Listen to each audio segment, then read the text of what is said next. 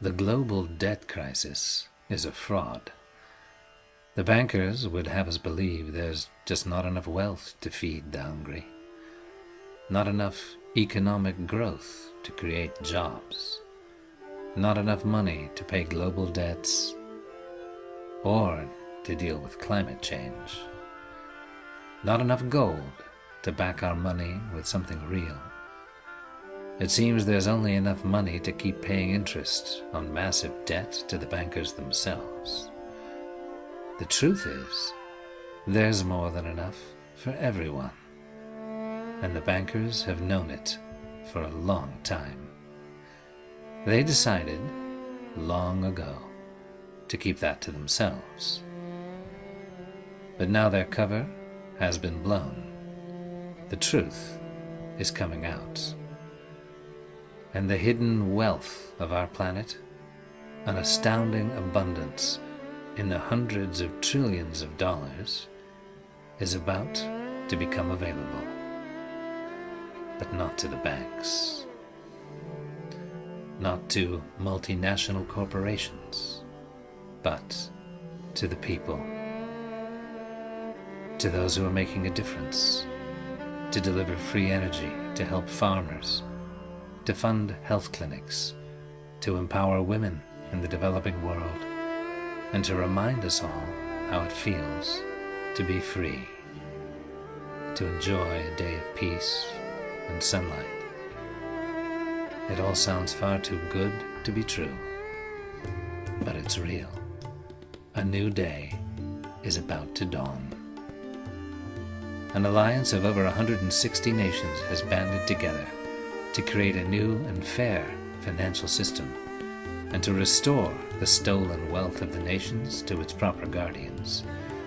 For nearly 200 years, the central bankers worked to control the currencies of the world by seizing the global gold reserves by means of war, conquest, or theft, by taking from the people the power to coin money and placing it in the hands of central banks, controlled by a small group of tightly knit banking families.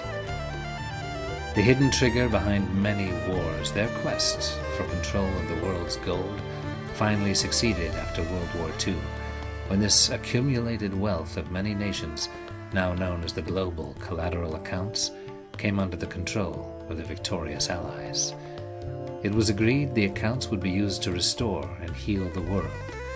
President Sukarno of Indonesia, where much of this gold was hidden, became trustee on behalf of the nations to guard this fund so it would benefit mankind. But the bankers had other ideas. The fund was secretly abused by the elite and used to foment wars, to topple governments, and to fund top-secret projects removed from the people's knowledge. In 1963, John F. Kennedy quietly worked to put the Federal Reserve out of business and return the control of currency to the American people.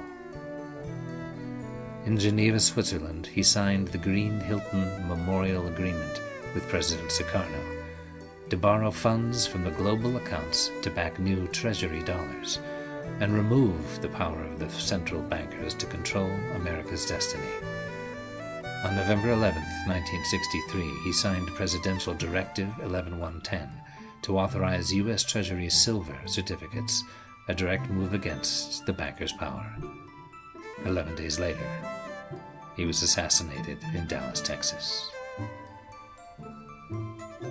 In the years since then, the central bankers seemed on the brink of taking final and complete control of human destiny, and promoted with shocking frankness a vision of a planet depopulated to a more manageable number of about 500 million. But the human spirit has proven more resilient than they knew. A generation of brave new voices began to seek the truth behind the facade, and the emergence of the internet allowed a flood of previously hidden information to reach the people. In late 2011, David Wilcock revealed to the world a groundbreaking lawsuit filed against the banking interests, and the world first heard the name Neil F. Keenan, an international businessman who'd been appointed trustee of 134 billion in bonds by a group of powerful Asian families. When these funds were stolen by certain factions of the banking cabal, Keenan saw it as his responsibility to recover them on behalf of the rightful owner, and followed one evidence after another until the trail led to the Sukarno Trust, to Indonesia, and to the truth about the stolen wealth of mankind. In Monaco, in the fall of 2011, an accord was reached by a group of non-aligned countries, now more than 160, to unite against the Western oligarchy to create a new financial system using asset-backed currency and anchored by the newly freed global collateral accounts. Upon the signing of the agreements, the assets will then be released to the Keenan Group to help guide this inheritance of mankind and free it from oligarchic control, which hijacked the system not once, but twice over the last 60 years. The agreement will finally free Indonesia to thrive as President Sukarno, elected by the world as M1 monetary controller, had anticipated through the establishment of humanitarian projects using the global collateral accounts. Mr. Keenan has been chosen through ceremony by the indigenous elders of Indonesia, who have been guardians of the global accounts for more than 60 years, people of immense integrity, to control and manage these accounts for their originally intended purpose, the benefit of humanity. And now, taking a few minutes from his busy schedule in the heat of Jakarta, Indonesia, a message from Neil Keenan.